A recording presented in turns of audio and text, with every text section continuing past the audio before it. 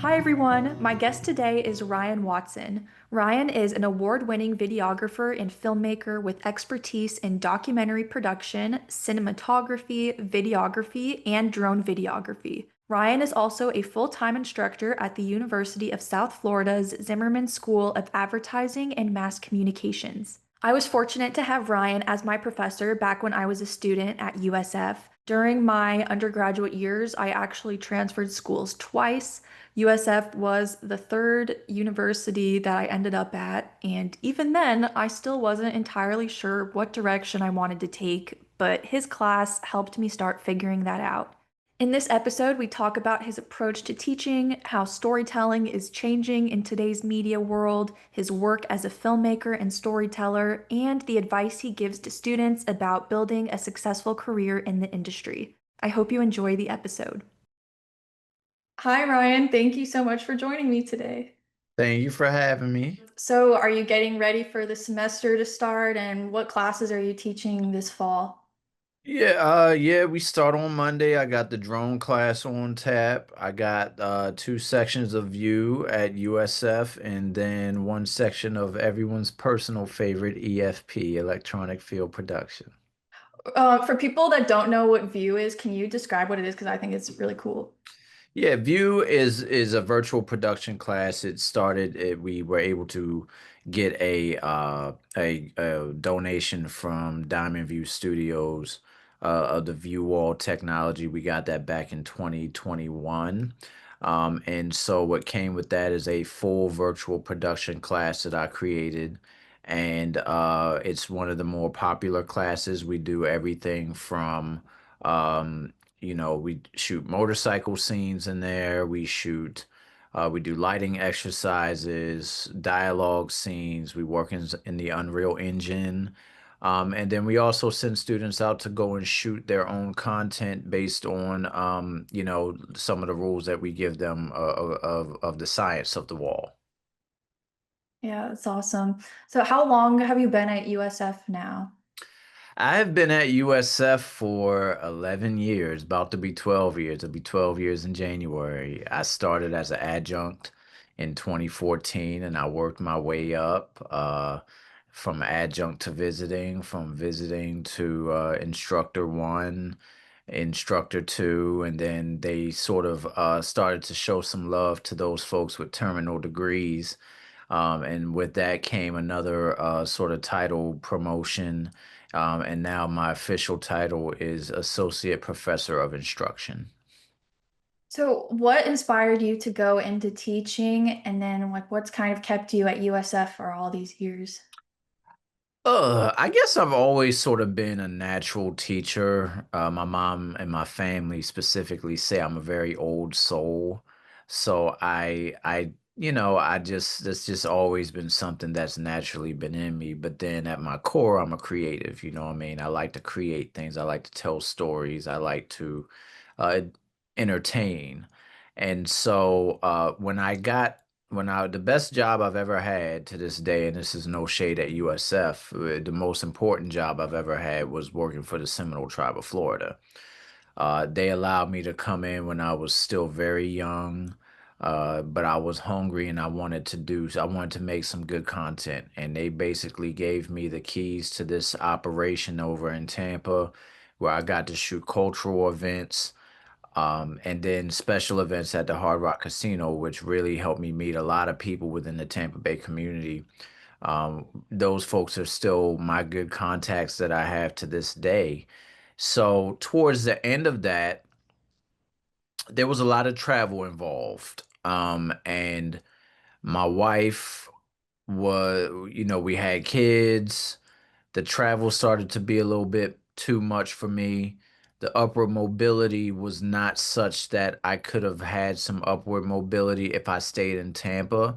I have very good relationships with the folks down in the Hollywood headquarters area, but that would have meant I would have had to move in order to make a play for promotion down there, and I was not ready to do that because I love Tampa. So my wife and I talked about going back to about me going back to school.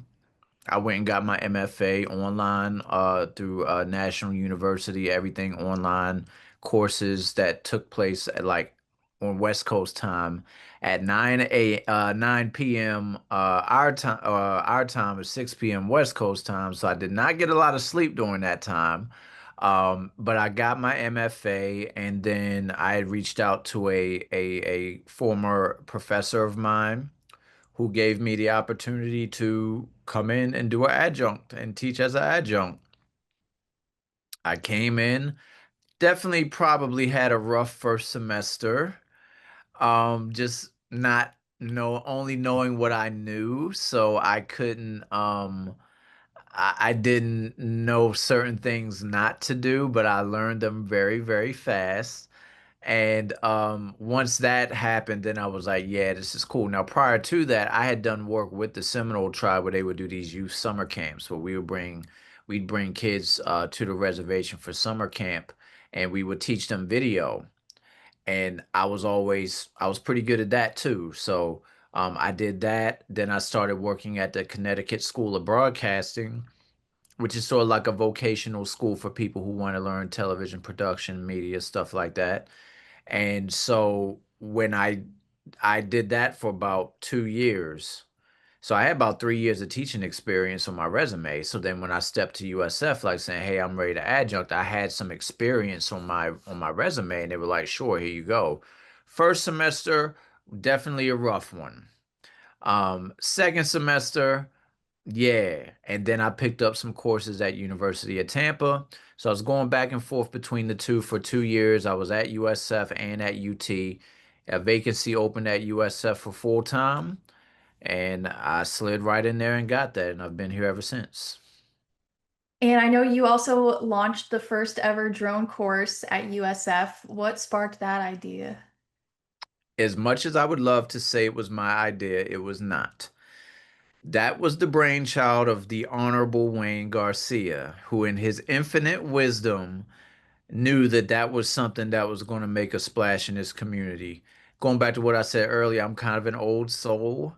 So I was kind of like, no, these kids need to learn how to shoot on these cameras. Give me some better cameras on the ground first, and then we can talk about drone. And he said, yo, you got to get the drones. Trust me, the splash it's going to make in the community, that's what we need. So he sent me to University of Georgia for a 3-day boot camp on drones.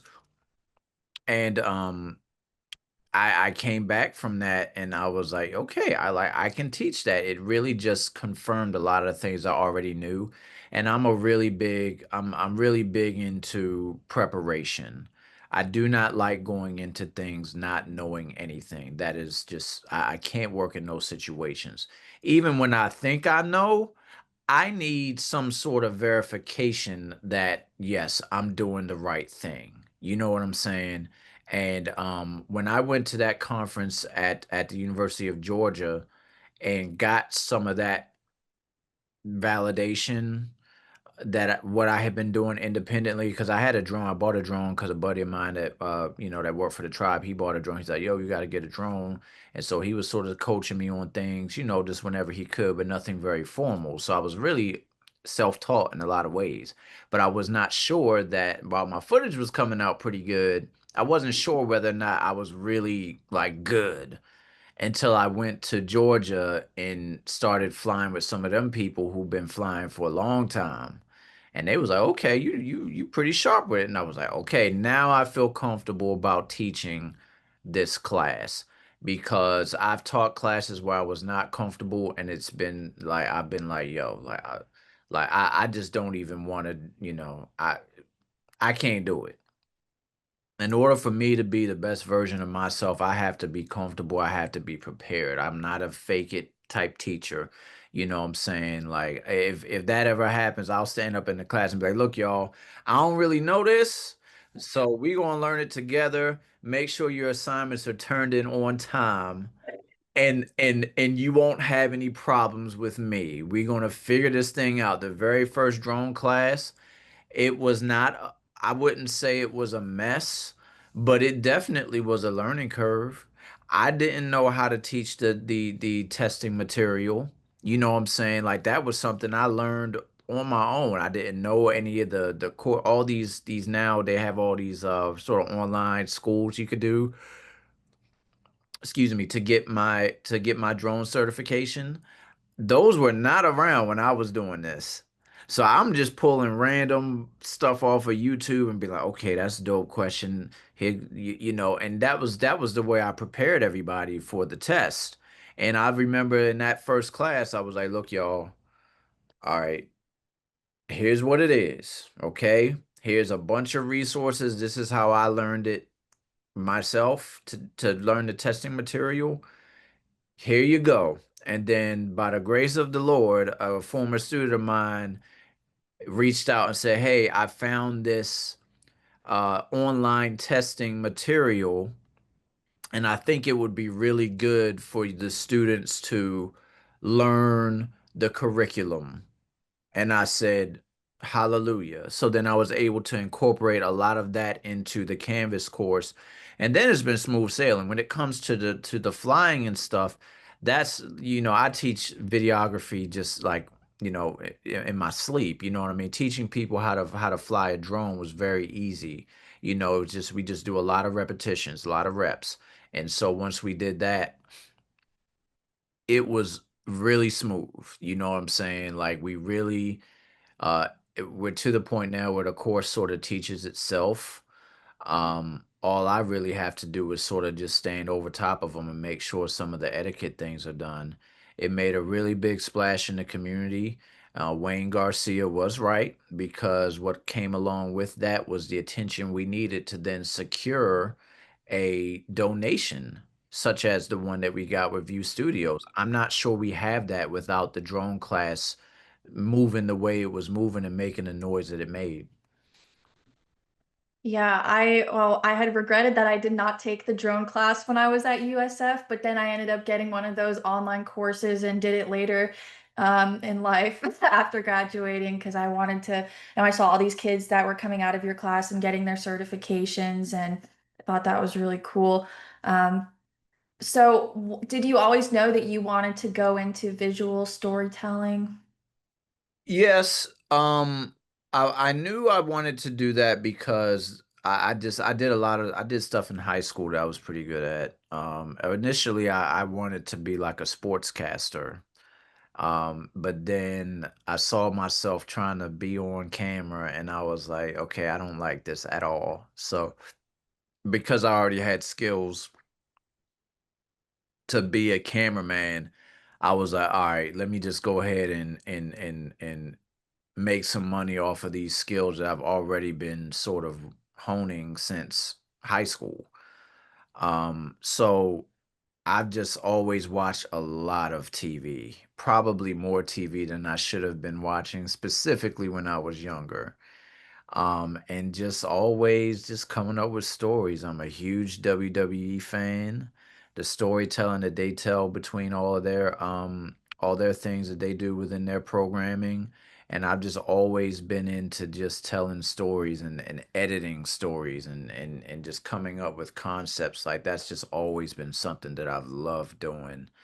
Um, and so it, you know, for it, it's creative. I come from a family of like accountants and social workers and human resource professionals and people who worked, you know, very much like jobs for a long time, then they retired with a pension and all that stuff.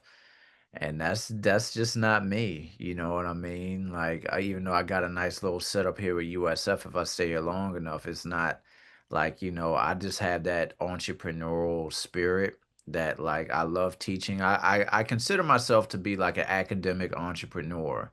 You know what I'm saying? Because I'm here. This is 100% my full-time job. I take it very seriously. But the flexibility is given me to make money away from the university has been amazing. You know what I'm saying? And it's been an amazing situation because it's been mutually beneficial.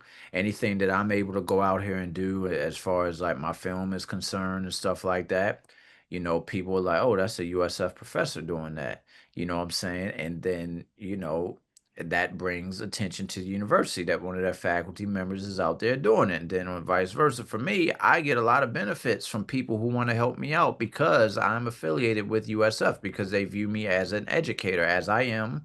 You know what I'm saying? And so they look out for me and give me things that I can't afford in order to have a successful production. So um I'm very much the black sheep of my family. 100% the black sheep of my family. The artist, the creative, you know what I'm saying? That's just where I live at. And now, my kids are very much artists, and probably one of them will be like, no, I'm gonna just work for 40 years and retire. And and then we'll go back in that same circle. I was thinking back to, when I was at USF, that was the third college that I went to because I transferred a couple times and didn't know what I wanted to study. But of, the three, schools that I went to, USF was my favorite. On part of it was because by the time I got there, I was like, what am I good at? But what is also going to be fun for me? And so I'm so glad that I found the mass communications major. And I feel like there's so many amazing professors and just connections within the Zimmerman school. Is that part of, do you, like what has kept you around all these years? And like, what do you think makes the program stand out? Well, first, I wouldn't be where I'm at without like Wayne Garcia and Travis Bell. Like those are my boys. Like, you know what I'm saying? Like I came in and Travis was like, "Yo, I'm gonna take you around. Here go the syllabus. Here's what to expect." You know what I'm saying? And even then, now still stuff happened that I was not prepared for that you just can't things you can't be prepared to teach. There's only just some things you can learn only by being in the classroom, and that is it. Like you will not learn it, no one can tell you. You just gonna have things that happen to you in that classroom that you just have to learn to navigate. But Travis and Wayne, those guys, I mean, again, I love them, you know what I'm saying? And so being here in the trenches with people that you really rock with, that you know are always going to look out for you and have your best interests at heart, it helps you push through some of the times. You know what I'm saying? Because you're going to have some bad times. You're going to have bad students. You know what I mean? You're gonna have students that give you attitude. You're gonna have students that lie about what you said to them and all this type of stuff.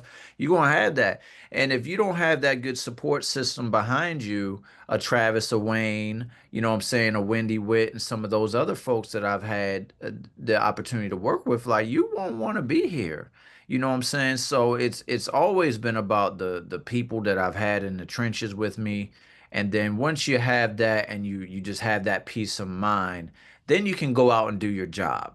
You know what I'm saying? And my job is to educate and prepare students to go out and make money and be professional and continue on to pass down the knowledge that they get within our program to other people. You know what I'm saying? And then again, like you know this, some of my closest friends are my former students. You know what I'm saying? And I've been here for again almost 12 years.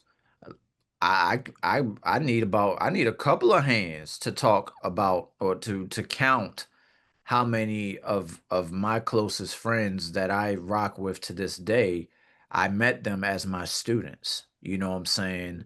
Like it's a lot of them. The majority of my cast for my movie, my former students, you know what I'm saying? And now we're to the point where they helping me with stuff because I don't know because I'm in the classroom and they're working in the field so then they can sort of give me some game that I can reincorporate into the classroom. It's been a beautiful thing.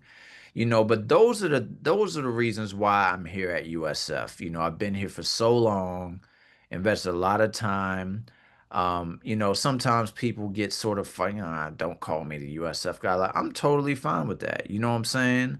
Like, it's totally fine. Like, there are a lot of successful filmmakers who currently are tenured faculty at other universities around the country.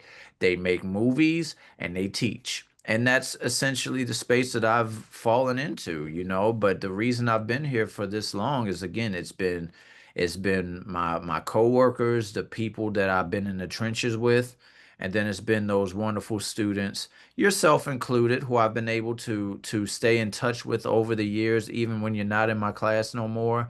Like that's why I do it. That is the food for my soul that allows me to continue to get up and be like, you know what, here go to this semester's ready, let's do it. You know what I'm saying?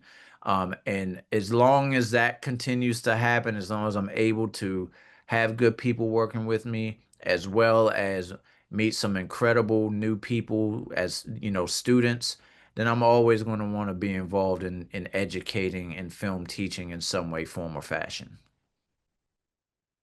Yeah, I was also thinking back to when I was in electronic field production. That was back in fall of 2021. And at the time, I still wasn't sure even what I wanted to do after college because I thought, do I want to be on camera? Do I want to be behind the scenes? And I was looking back at some of the assignments that I did in your class. And I think at the time, I thought that they were good. But now I look back and it's a little bit cringy for me to look at. I feel like it's also just kind of a lesson that even like once you just start something, it doesn't have to be perfect, but then you're able to look back and see how you've improved over time.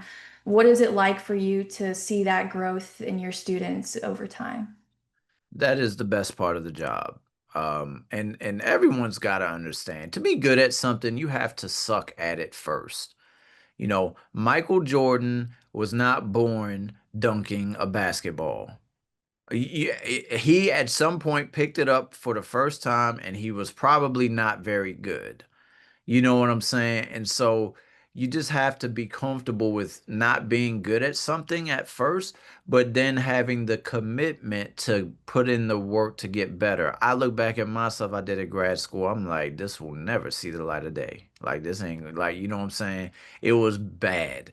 Um, Coming from sort of a news documentary background in undergrad to trying to do cinematic stuff, that was a learning curve. And I walked in there with all kinds of just arrogance. Oh, I know camera stuff. I know, you know, I can shoot, I can edit. I'm just gonna be easy. And I was so wrong. And my professor beat me down good.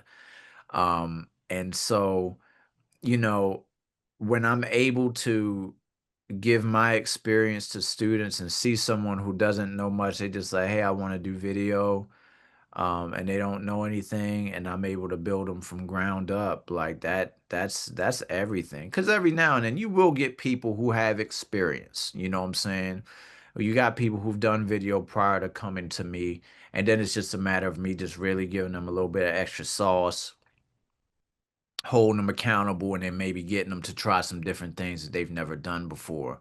But when I get someone who's just fresh out of the womb, shall we say, no video experience to speak of, and then I'm able to build them from ground up and then see them go to being like what they are, like that is, I mean, that's the best part of it. And that's where you honestly make your money as an educator. You don't make your money as an educator if you keep getting prodigies and then all you got to do is sort of say, well, you know, just try this, try that. That's dope, that's wonderful, but that's not,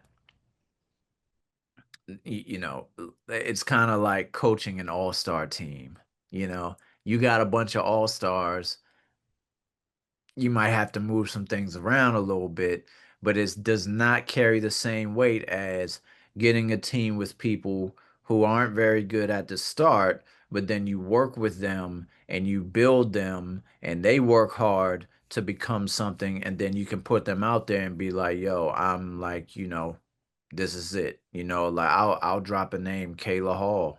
You know what I'm saying? Kayla Hall was one. She we did a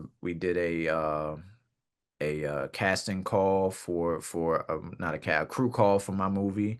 I didn't know who she was. She just came out. She came on set. All of my people on set loved her. She did a fantastic job. And I told her, if you ever want to come to the Z School, or if you ever come to the Z School and you want to do production, you let me know, and and whatever you need, I'm with you. And she came in and just, I mean, seeing her growth from where she was in EFP to where she is now, she's a stone cold killer where I can just wind her up and point her in the direction, and I know my footage is going to come back in the right place. You know what I'm saying? Like those type of things is like those are the ones that you really just appreciate, because again, that's where you make your money as an educator, you know.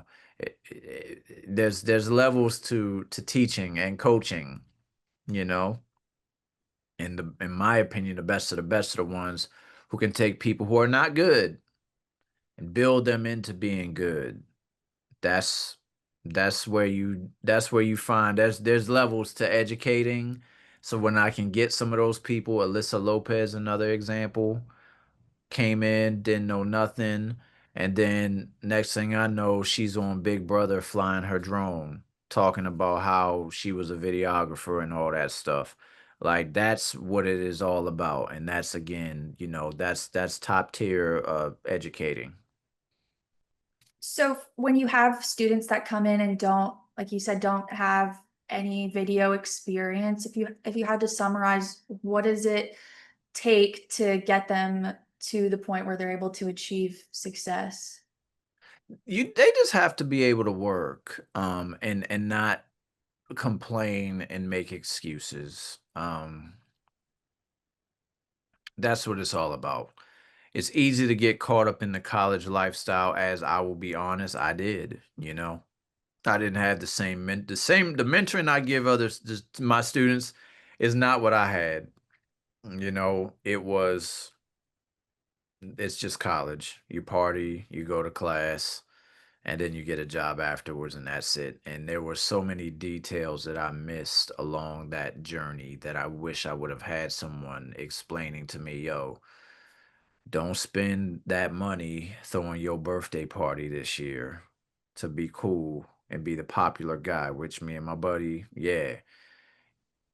I wish I had somebody like, yo, take that 600 bucks, go buy you a camera and start shooting these weddings and these baby showers and all these things that you have going on here. That's what you need to be doing with your money. I didn't have that kind of guidance back then, so to get to the space now where I can just sort of tell the students like, yo, like this is what you need. This is what you have to do in order to be successful.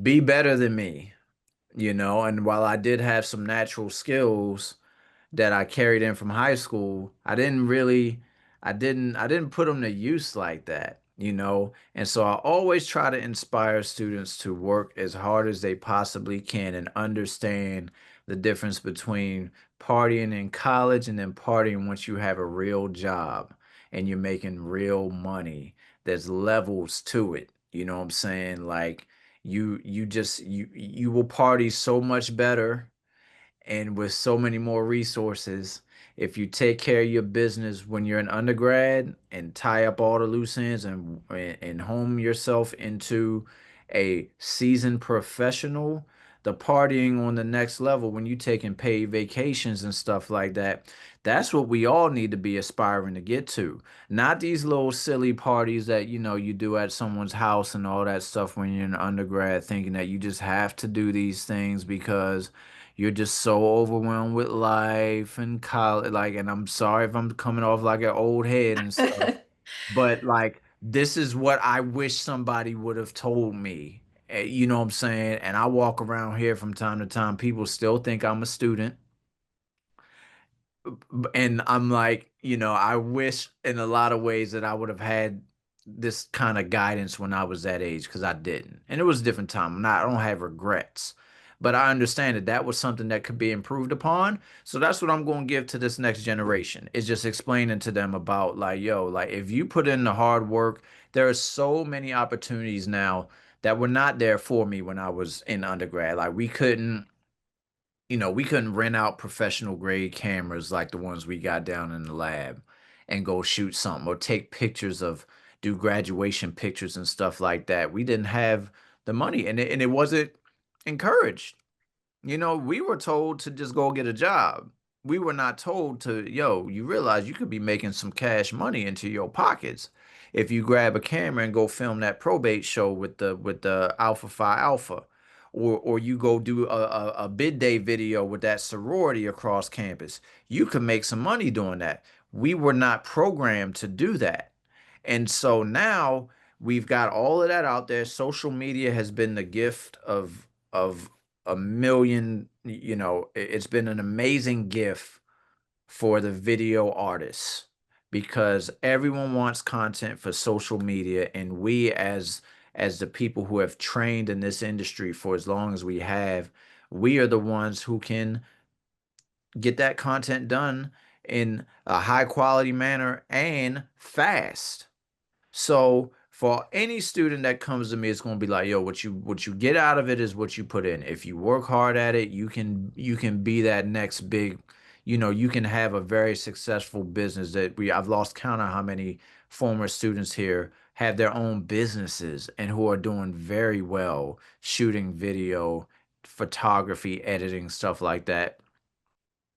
You have to put the work in, period. There's no shortcut to hard work. I remember, I think it was the very first assignment in your EFP class. We had to use those huge Panasonic cameras, and now so many people are you just pull out your phone and you can shoot in 4K. How do you feel like the evolution of technology is impacting the industry? Well, I do not allow phones in my classes. I will not allow that. Unless you're going underwater or something like that, I don't allow phones. So mainly because I just don't feel like people are working hard enough if you're using your phone. Like I want you to learn something new. But I totally forgot that you had the Panasonics Do like you don't that. have those anymore? No, that no. Okay. Like, Oh, I that thing. forgot. I could Oh. not remember whether or not you had the but then when I thought about it, I was like, yeah, she did have the Panasonics. Yeah, Yeah. but then that was the year that we got, I think it was that year that you got all the new Sony cameras, which Yes. was amazing. Yes. So look, the technology is a big thing. We have to stay current on that. We have to make sure that we are staying we're doing our students a disservice if we do not keep them up to speed with the technology. That doesn't mean that we buy a new camera every time a new camera comes out, because that's in a lot of ways is not feasible financially speaking. But it's just keeping an open mind, right? To say, look, all right, here's what we have here, but here's what you can get for yourself once you get out of here, because you can't take our equipment with you. So you won't have to buy your own equipment anyway. Here's what I recommend for you. It's a cousin, it's the next generation of this equipment that we have here in the lab. So you have to, as a professor in this industry, you have to be open-minded. And I'll be honest and say that I did, I've had arguments with former coworkers who didn't want to, advance, who were like, those cameras are fine. And I said, that's right. They just fine, but they ain't great. And if you want us to be great and have visuals that are great, that are competing with the other schools in this state, then we have to upgrade our equipment, period. Because if you go on a tour at Florida State or UCF or one of those schools or something like that, then you come for a tour here and you look at what we got, it's not a competition. They're going to be like, the drones are dope, but what else? You know what I'm saying? Mhm. And so, like, it took a few years of me complaining and a couple of blow ups at faculty meetings. Not from me, from other people, for, for us to finally be like, yeah, he was right. You know what I'm saying? And then when we got that equipment, then it was like, okay, now we're set up for the next 10 years. Like you know what I'm saying? We don't need another we always try to advance ourselves, but we're not in the Stone Age no more. We were in the Stone Age before, you know what I'm saying? And now we are right there where we can compete with anybody in the state based on our equipment and the faculty that we have here. So the technology has always been something it's been a blessing for anyone who wants to do the visual arts now. Technology is a lot cheaper than it was back when when I was out there, and there are a lot of hacks where you can buy a little tiny lens and put it on your phone, and then that becomes like a 35 millimeter like cinematic lens, like that stuff is out there, you know what I'm saying?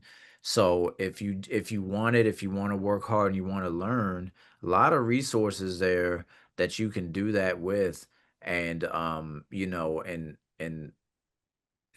again, it's a good time to be a video person. It really is.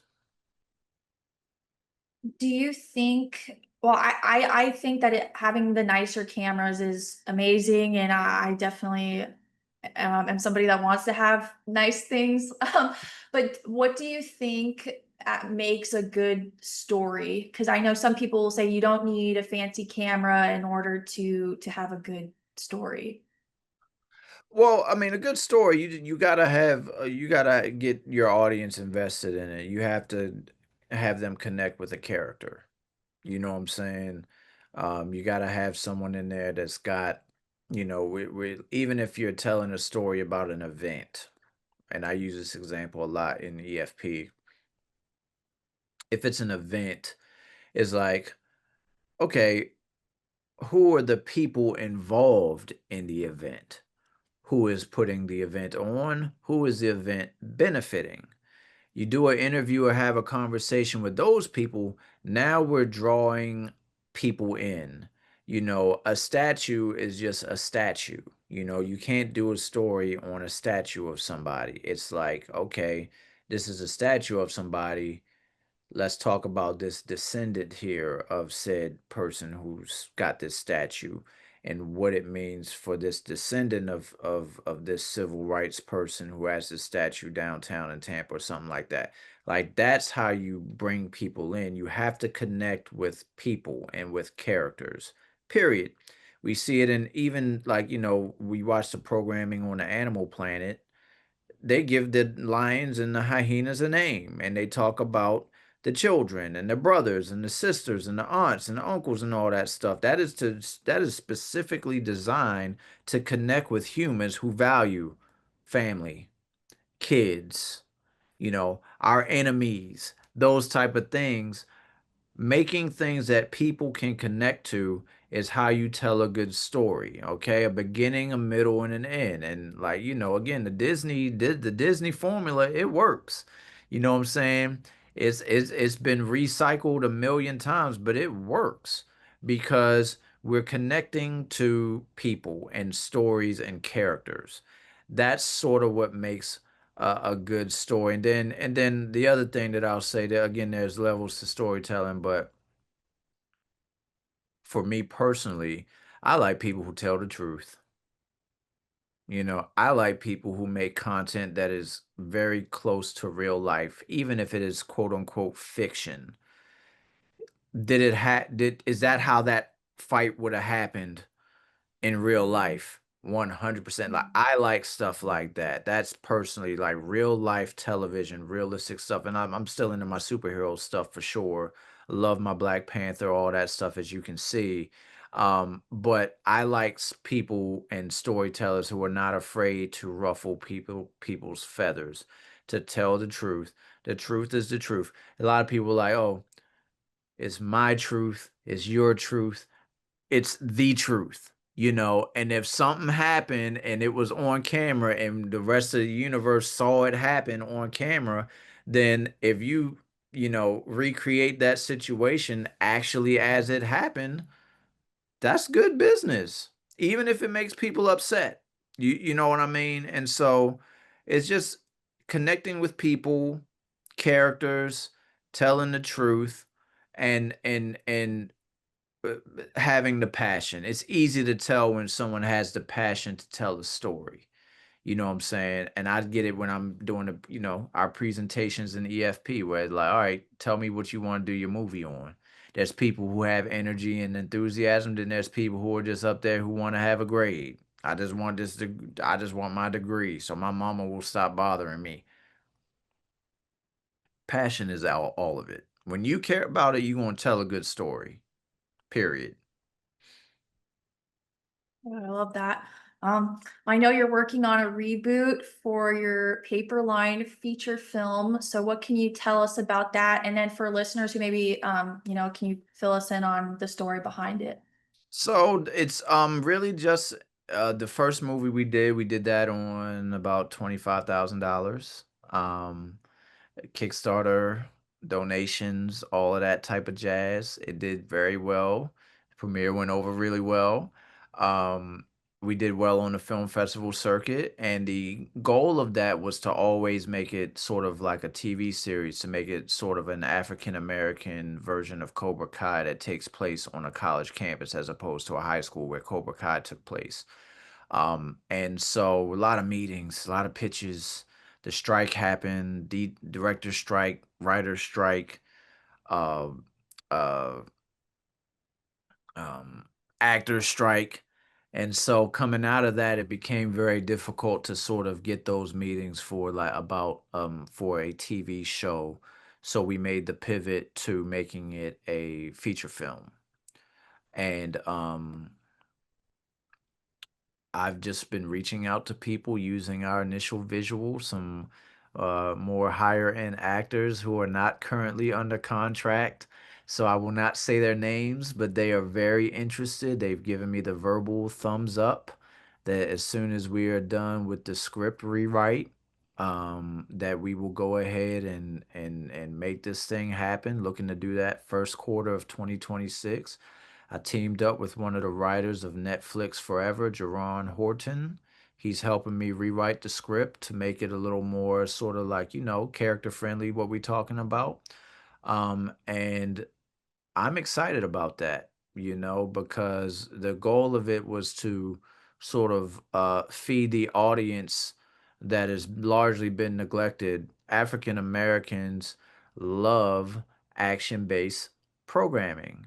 Black people love WWE. There's a massive WWE audience that is African American. Like that portion of the WWE audience, it's like double the percentage of the the black population in America is 13%. 26% of the WWE audience is African American. It's the largest ethnic group that watches their programming. Okay, so it's like I'm in all the blurred groups on Facebook, um, where black people who are into comic books and action and kung fu and all that stuff. It is an audience that is starving for fresh content. Right now, we watching Black Panther 100 times. We watching Blade. We watching, The Last Dragon and stuff like that. We are thirsty for new content relating to action martial arts pertaining to the black experience here in America. And our program, our movie Paperline, which will now be called Paper Made, is going to fill is going to feed that audience. Is there anything that you are excited about? Anything new that you're going to be bringing to the reboot? Um yeah, well, we'll definitely have there'll be more fighting, of course. We are going to increase the quality, the visual quality. We'll have a fight scene cinematographer, which we did not have the first time. We just had one DP, and that was it. We're gonna actually have a guy who specializes in fight scene cinematography. I'm very excited about that because that's going to take the visuals. The visuals, the first one were solid, but this new version is like if we incorporate that kind of camera movement, it's going to be really something special. Um, so and then it's really just it gets to dig a little bit more into the story of the fraternity, the lead character, um, why he's at the university, how did he overcome these things that has been placing for him, why did he want to join the fraternity that he joined, and then what did he have to do to finally finish his project or his process. Those things were not covered in the original version because we ain't had the money, you know what I'm saying? um but they will be covered in detail in this next version. I've had very good feedback from people who've seen sort of my pitch deck, my script. Even though script's being rewritten, we still have some really good ideas that are going to come out of it. And again, just feeding the audience something with some classic people within the Black martial arts community who I will not say right now because we've not got any. We don't have ink to page yet, but when I sit down and I talk with them and explain to them what I want to do with them, they are like, yo, this is really cool. Let me know when it's go time. And it is getting close to being go time. Where can people watch the film? The original film is currently streaming for now on Amazon Prime and Tubi. It will be there probably, I'm thinking, until the end of this year, and then I'm going once this final script is done, we're going to take that thing down to make sure that maybe I might leave it paid on like Voodoo or something like that for people who want to see what the original looked like before we got a bigger budget. But for right now, it's available on Amazon Prime and Tubi.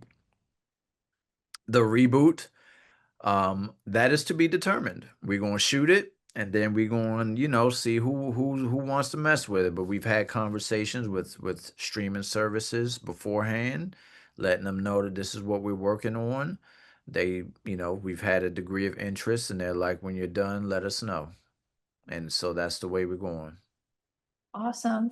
Kind of going back to the college, years, I and for people, I think a lot of people, even when they're in college, they are still figuring it out. A lot of the time, they don't know what they want to do, as was the case with me. So, what advice would you give to students who feel uncertain about their path? Well, first of all, it's okay to be uncertain. It's okay. You just have to sort of find the middle ground of being uncertain and understand that you know, you got to be an adult. So while it's cool to be, while it's okay to not know for sure, you still have to put yourself in position to pay your bills. You know what I'm saying? Period. And that's just being an adult. Like I've had times in my adult life when I'm like, dang, I don't know what I really want to do. But I still gotta go to work, and so and then who knows what happens when I'm going to work and just giving a good effort at work, and it opens doors that I didn't previously see. So for a college student who is not sure what they want to do, you just got to go to class and give a good effort to in whatever class you're taking, even though if you're not sure, have a good effort. You know what I'm saying? And even if it's not your thing, if you show that you give a good effort, I don't know any educator that does not appreciate students who give good effort. Like I've had students who have been like, I don't know if I want to go and do film or production or anything like that. And they just keep it real with me up front. And I'm totally fine with that. Like I appreciate it. And then all I say in return is, well, look, make sure you work hard while you're here. You never know. If you end up coming out of this wanting to do this video thing, cool. If you don't, cool. But we can still be cool. Like, you know what I'm saying? Like I don't just collaborate with my former students that are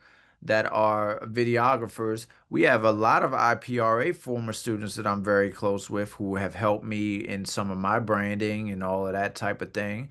And if that is a better place for you to be, IPRA reporting and stuff like that, I'm gonna always like push you, you know what I'm saying, to go where you want to be.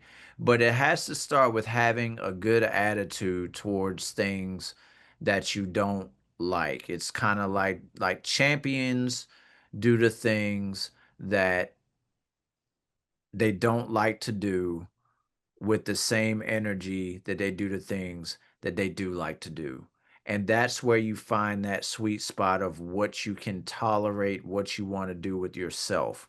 You have to give, when you're unsure, that means you give everything that's put in front of you equal attention so that you can figure out what it is you want to do. But if you're unsure and then you're giving bad effort, then it's like, how are you even going to find out what you want to do? Because you're not even trying at what it is you think you want to do. So you don't have to, again, like, it's like people are late bloomers. I'm all for people who get like, career changes, stuff like that. That's amazing. Like my mom did a career change and I think she was like 45. You know what I'm saying? And that was dope, like good. But she didn't dog it while she was on her career change. You know what I'm saying? She still understood that she had to go to work and work hard in order to find that thing that she could be good at in order to get to that next space in her life. You know what I'm saying? And so that's just something that every student, you don't have to know it all right now. You don't have to make the life decision right now, but you have to understand that you got to be an adult and you have to, in order to find what you want to do, you have to give good effort to the things that you're trying out. I think that that is great advice. Um, when you think about the impact that you want to have through your teaching and then through your creative work, what do you hope it will be? Ugh, I love that's throwing the deep questions at That's a people. good question. Well, look, I think that when my creative work is a lot of it is based on my experience. I'm learning now to sort of write things that I haven't lived. I'm writing a second feature film, an action film, um, where it's not based on my experience. So, but I'll just say that as far as like a legacy situation, that's sort of what this question is about, right? As a storyteller, I want to be known as a guy who was not afraid to just talk about the things that people talk about, but they don't often see it. When we did the Ivy League Confessions of a Black Faculty, my first film, back in 2020, that wasn't nobody prepared for that. Like I went to a serious place on that movie, but it was a real place, and I was not afraid to do it because there's a lot of content out there. And again, I'm a victim of my own circumstances. I'm a professor, so I learn, I research, I watch everything, I pay attention to who doing what and everything like that. And I'm like, I'm not going to be like, I'm going to carve a lane for myself where nobody else, where I'm not copying anybody else and nobody has my style. And so my style is to sort of tell the stories that people just kind of be like, oh, I don't know. And I'm going to put some stuff in there that people like, oh, dag, he went there. Absolutely. That is Ryan Watson's style. So with the Ivory League, with Paperline, there's some stuff in there that made some people uncomfortable. That's my style. You know what I'm saying? And now you know this for being in the classroom with me. When we in the classroom, I'm gonna say some stuff to you that it's true. It might make you uncomfortable, but it's me telling you what can happen to you if you make certain choices when you go out into the field. If you don't want to listen to these things that I'm telling you, and you go out in the field and you do dumb stuff and it ruins your reputation, like that's just my style. And so the legacy and the I guess the uh the Ryan Watson brand is a guy who's going to tell you the truth even if you don't like it, in the visuals, in my teaching, because I've had very good success in doing so. And I can't tell you how many times people, even some of the Greek life folks who was like, you telling our business in the movie. I've had so many of them hit me up and say, yo, thank you for putting that together. That was really well done. You know what I'm saying? So again, like while some of the people on social media might troll and all that stuff, and I know that there's all those things, those rate my professor and all of that mess that be out there, I've had way more people compliment me on my work than I've had people tell me that I didn't do a good job or that I'm not a good teacher. And, I stay focused on those things, and that's where I live, and I do not plan on changing at all.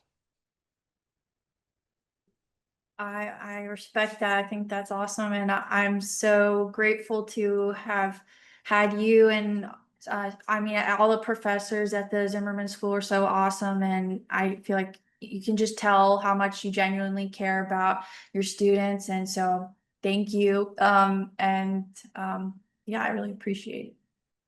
Well, I thank you. You were a great student. And yeah, I remember when you came in this office and was asking me about, I think it was your 1 minute doc. And and you were like, how is this like how and you were like the only one who came. No, it wasn't your 1 minute. I think it was your movie trailer, now that I think about it. Oh yeah. Yeah, and you were like the only one who came in for feedback. And I was like, okay. Like, cause everyone act like I'm just this scary dude and whatnot. I'm, I really do roll my eyes at that. Like, you're afraid of a guy with a bunch of comic books and toys and stuff. You see in my office, I got pop figures and all of that stuff behind here. So I'm like, you coming in here, you afraid of me. What I'm gonna do? Breathe fire on you? I'm gonna just look like, I I maybe was a little bit afraid of you at first, but then I mean, by the time it's my third college that I'm going to, I'm like, I genuinely do care, and I also wanted it to be good. But I think that I that project that I worked on in that class, like I was actually really passionate about it. Even though there are things about it that weren't perfect, it made me realize I can have something that I'm passionate about, and I can create a story out of that. And so I'm so thankful that I had that assignment in your class that really just forced me to create it. yeah. And look, I was afraid of my cinematography professor. He scared me. Like, and I didn't even meet, it was before I even met him. Like, we did online courses, and it wasn't like Zoom where you could turn a camera on and see him. You just heard this voice, and he had this deep voice. And he knew everything to know about cinematography. There was no weaseling out of any of his stuff, and he used to scare the mess out of me. Um, but then when I trained under him and he gave me some feedback saying, "Yo, you showing some good instincts there, man. Like, I like what you're doing there." Like, when I was able to win that guy over, my confidence went up like so high, you know what I'm saying? And you know, it's okay to be afraid, to be a little bit intimidated. You know what I'm saying? It's cool. You just can't be like, I'm not going to do it. Like, yeah, he scares me, but I'm still going to take his class because I know he can get me to another level. And that's always my thing. Is like, there are people that I'll be like, yeah, that cat, he ain't nothing to mess with. Like, let me make sure I get some good sleep before I go into there. But, like, you just can't be a whiner, and just say you don't he's mean, he's gonna fail me. I don't fail nobody unless you not coming to class. Yeah. You know? Yeah. So I don't know Uh, what some of these urban legends be coming from, but I just charge it to being, dramatic college students. Yeah, I think you're doing something right. So, yeah, it was great chatting with you, and thank you so much for coming on the podcast. Thank you for having me. Thank you for listening, and a huge thank you to Ryan for joining me today. If you enjoyed this conversation, be sure to follow or subscribe to the podcast wherever you're listening so you don't miss future episodes. And if you found value in this one, I'd really appreciate it if you could rate the podcast and share it with friends or anyone who might enjoy it too.